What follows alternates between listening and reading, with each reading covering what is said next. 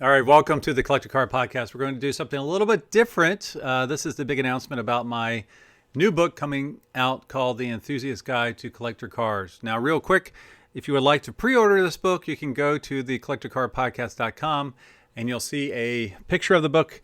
Just click on that or the pre-order tab, and that'll take you to this launch page, which will have even more information and ways to get involved early. Now, the first 100 folks that do order a book, you'll get an autographed copy with a little cartoon that I will draw. And it relates to something, a fun fact that's in the first few chapters of the book, the little cartoon that I draw for you.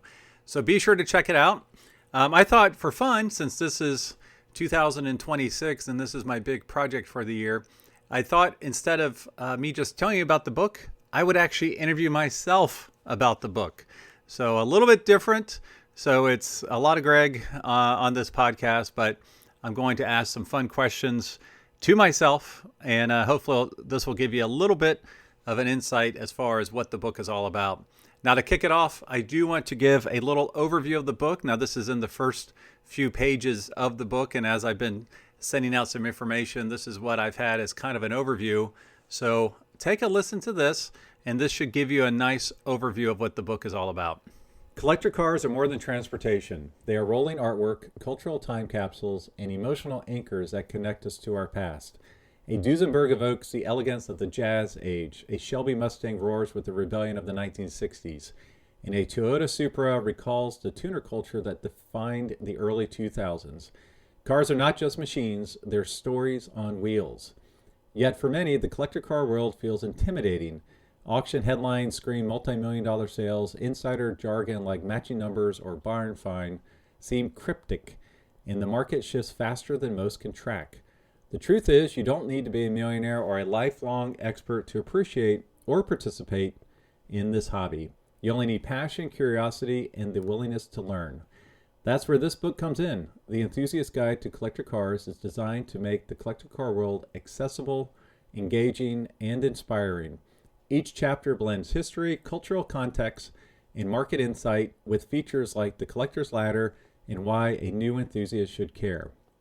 These elements keep the focus not just on the cars, but on how they fit into life, culture, and community.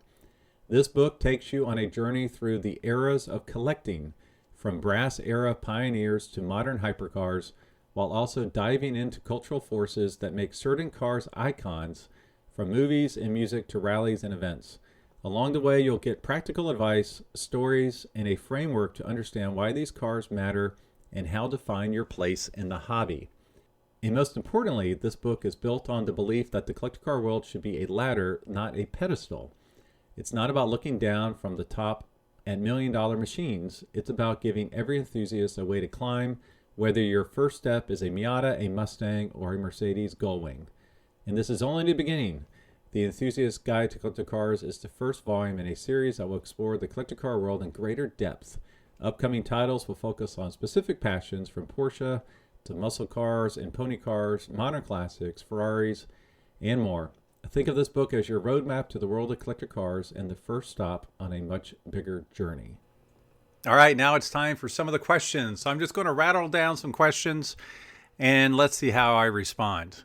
Now, for anyone just discovering this project, what is the Enthusiast Guide to Collector Cars, and why did you feel this book needed to exist? Well, honestly, it came down to two things. First off, I have a couple of nephews that are 15 years old, and if you follow me on Facebook or social media, you know that I tried to teach them how to drive my 1966 Pontiac GTO that's unrestored, because they would like to learn how to drive stick. Well, beyond that, it's just a matter of that they like cars, but they don't really know much about cars. And it is overwhelming, in my mind, as a young kid to come into the collector car hobby and really kind of understand what is beyond that first car you like. So if you like a cool Ferrari, well, how do you get them engaged in other generations of cars, other eras of cars?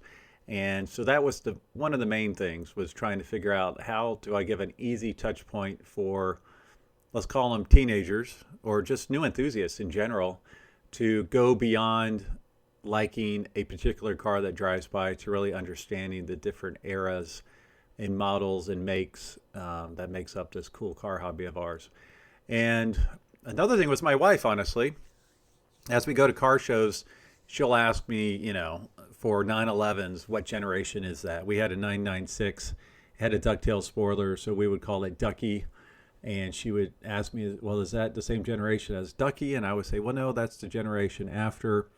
And then it even went to Corvettes. She started learning, what's a C3 versus a C4.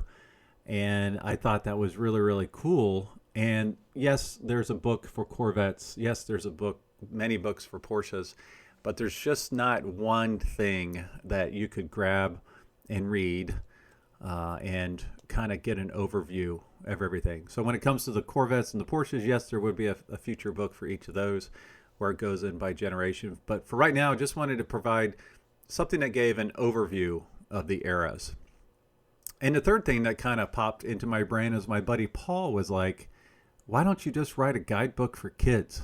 And I thought, well, that's a pretty interesting question, just something that gives an overview of collector cars. So that was something else that made me think, you know what, I should probably do this.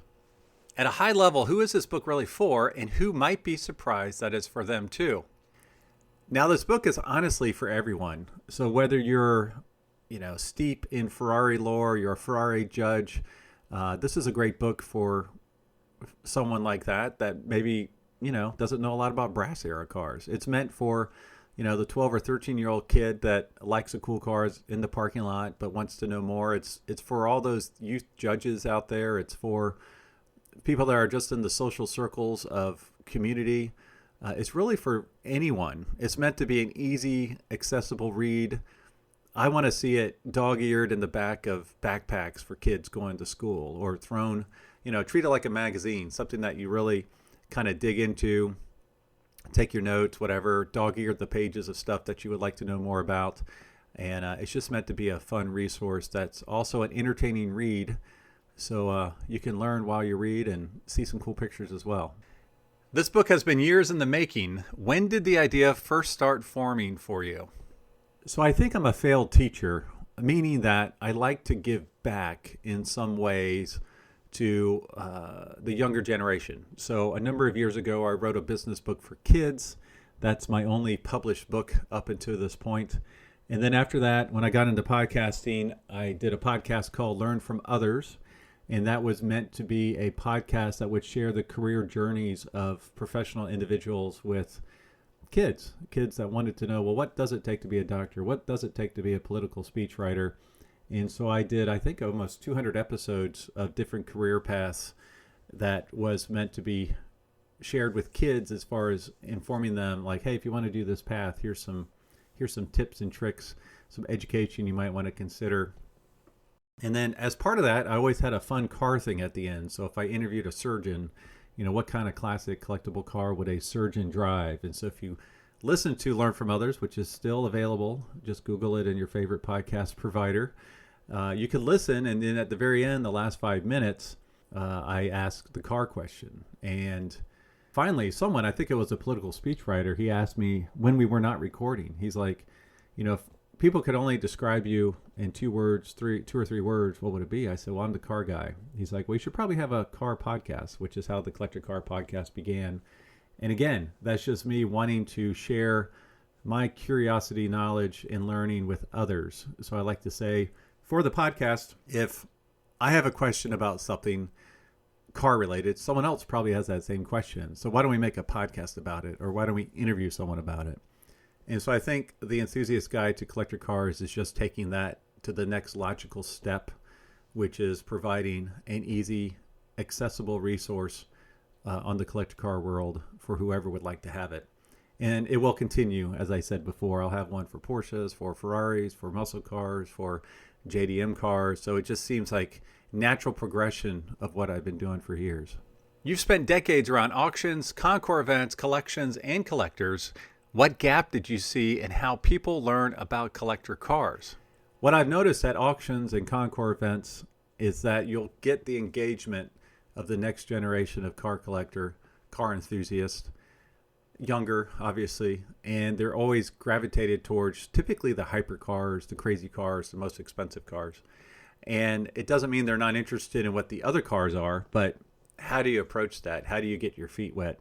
You can't just go to an auction and all of a sudden you see, 1930s Mercedes drive by. You might think it's cool, but how do you research that? How do you understand what it is in the overall collector car world? And again, that's one of the reasons for the book.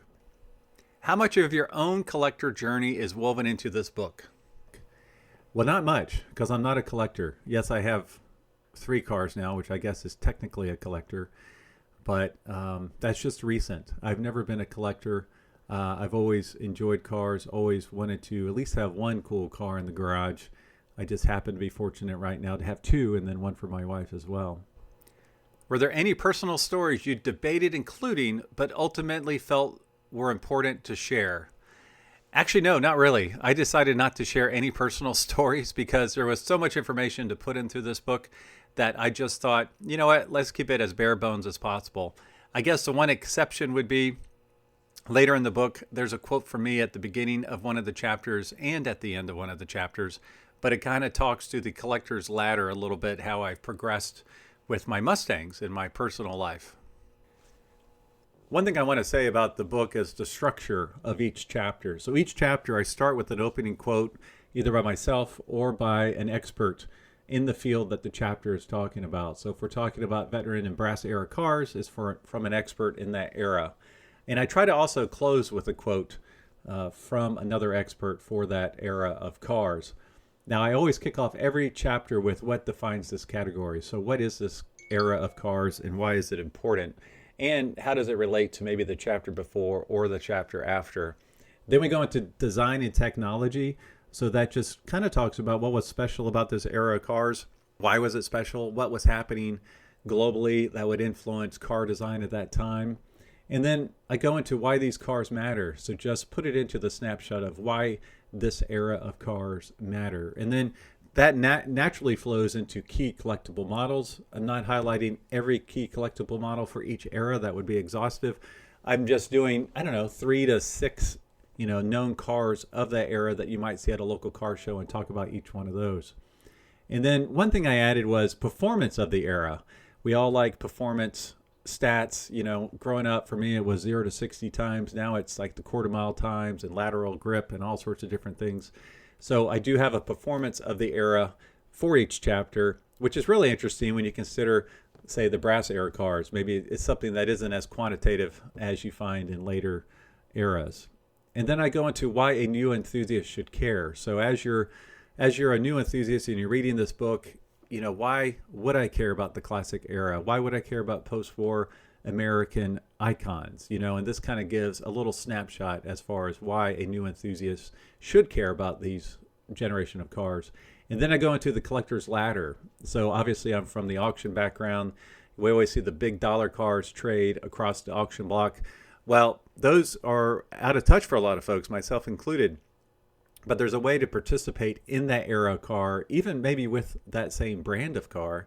And I go over what's an entry-level car for this particular era, what's a mid-level car, and then what's a blue chip car. So in my own garage, my own history, I've kind of done that a little bit. The first car I ever owned was the 1968 6-cylinder 3-speed Mustang Coupe. Bought it for $1,200 from my cousin.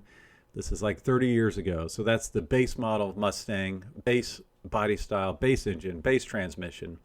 And now you go into my garage, and not that it's a GT350, which would be the ultimate, but it is a 65 K-code Mustang convertible. So very desirable convertible body style, highest performance engine for that generation. And you could see that, I'm in the mid-level now. I'm not in the top level, but I'm in the mid-level. Maybe one day I'll get to that blue chip where I do have a 65 GT350. So the collector's ladder, it just kind of makes it more accessible for a new enthusiast to get involved in that era and maybe even the make and model of the car that you eventually aspire to have. After the collector's ladder, I go to collector considerations. So this is mostly around maintenance, aftermarket parts, storage, stuff you just have to be mindful of. A lot of this is the same for different generations, but the cars from the post-war years. You might need a little bit larger garage than typical. Just stuff to consider as you get into the newer cars with electronics. There's a whole different thing you have to worry about those as well. And then I go into the timeline of the era. So this basically breaks down the timeline with any like notable innovations, notable models broken out by year typically. So if we have 20 years of an era, what happened when in those 20 years? And then I go into a spotlight car, maybe 1, 2, or maybe even 5, depending on the chapter, where I go a little bit more in depth on one or multiple cars for that era. And then I go into auction highlights and record sales. We always like to see those big numbers. And so I tried to capture the top sales of a particular era for the cars. I tried to pull out oddities, maybe it was a celebrity-owned car or something. Tried to keep it mostly to the actual factory-produced car, not some one-off oddball stuff. And then, like I said, at the end of the conclusion, I try to close with a quote from a noted expert of that era. Now, looking back, how did your first collector car shape the way you buy and think about cars today? I must say, your first collector car, if you don't own one currently, your first collector car will probably be the biggest learning curve you'll have. Chances are you'll probably buy it wrong, as I did with my first 1968 Mustang. It was a solid car, but when I bought it on the word from my cousin, I didn't realize it didn't have an engine. Now, this is 17-year-old me just trying to get something. But for $250, he found an engine and he installed it. And so I was able to get a year and a half worth of use out of that car. So it worked out fine, but I would have done it a little bit differently. So always understand there's a big learning curve when it comes to your first car, especially if you're just used to new cars and you want to jump back to a car that's 50 years old. Yes, they are harder to stop. They're slower to get going. They don't handle that well. So you really have to take that all into consideration when you jump into that first collector car. You've invited many respected voices from across the automotive world to contribute. Why was that important? I felt it was really important to get beyond my voice. Yes, I'm an expert in some respects, in some eras, but not all, obviously. And so I wanted to have experts from those eras also chime in. But I also thought it was important to get folks that are extremely successful in the car world, or big influencers that can reach a scope beyond my little world, because I think we need to reach out beyond the folks that are in our ecosystem per se, especially when we're trying to engage new enthusiasts. And so I felt it was key to not only reach out to the experts that maybe manage the Auburn Cord Duesenberg Museum or the celebrity folks like Jay Leno, but also folks like Supercar Blondie, who she has a global audience in which she can get the word out and try to get new enthusiasts engaged outside of the hyper supercar world into some of the other eras that they might find just as exciting. So it's been a lot of fun. I've been amazed at how quickly people respond with supporting quotes, because I believe they see that there's a big need to engage this next generation, and the fact that this is an easy entry point for understanding. What is one misconception about collector cars you hope this book permanently puts to rest? One misconception about collector cars is that they're all valuable. They are not all valuable. In my mind, a collector car is whatever drives your passion. It could be a 1983 Isuzu iMark diesel that's not worth anything. And I bring that car up because I would love to have one of those in my collection. That was a car that I learned how to drive stick on. That was a car that I drove to work when I was a teenager. That's a car that famously ran out of oil, and my dad just met me and put in fresh oil, and it ran for another 40,000 miles. That's a car that we took from Jacksonville, Florida to Maine with a trailer behind it and camped out of it. And so that's a car, to me, that's a collectible car, probably to no one else in the world, because it is defined by my history with that car, my memories of that car, and the fact, they're about impossible to find because they pretty much just rusted their way into the junkyard. So in my mind, a collector car is not about the value of a car. It's more about the emotion and the connection it has with the owner. Are there cars or eras today that remind you of where muscle cars or air-cooled Porsches once were? I think one of the most exciting era of cars just happened. I want to call it 2000 to 2016. Call it the last of the analog cars, the last of the, not overly controlled by computers, not overly controlled by touchscreens, cars that you can actually still work on. Yes, they do have a computer in them, but they're not overtly complex or difficult, and they have a high level of performance. The car I'll call out just because it's in my garage is an '05 Boxster S. Great little car. We bought it with 2,000 miles on it. 20-year-old car with 2,000 miles. It's been baby since the first day it was bought. But just a great little car that performs tremendously well.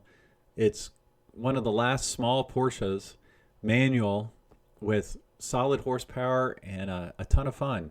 And I think that is a snippet of time that we will continue to look back on as the best of the last. And you could expand that to some of the muscle car revivals, some of the demons, and U.S. muscle cars, Mustangs, Camaros, whatever. But I think that is one of the last great eras of cars we will see for a very, very long time. This is positioned as the first in a series. What can readers expect next? Well, as I mentioned before, this is the first in a series. I already have the next 5 books lined out. Porsche's next. After that, I believe it's Ferrari. And then we go into American muscle cars and pony cars. I know we have JDM cars soon after that. I think Corvettes, and there's one more I'm missing. So these will be a series. They will continue until people stop liking them. And I hope they go on for a very, very long time. How do you hope someone feels when they close the final page? Honestly, I hope that they cannot wait to get to the next car show or cruise in and take their knowledge from inside that book and apply it in a real world setting, whether that's walking up to their first brass era car or going into, something cool, a muscle car or something, and just talk to the owner about it. Maybe a car they would never have looked at twice before. What does success look like for this book 1 year from now?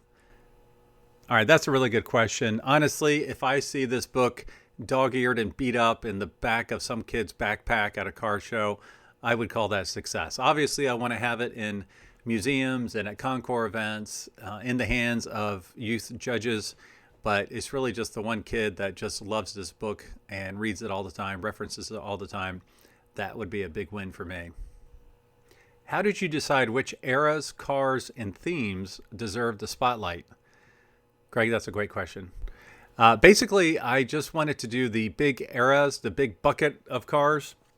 And for that, I based it on pretty much concours events. You always see different classes in concours events, and I jumbled some of them together. I split some of them apart just to kind of get some big buckets of eras in which to cover.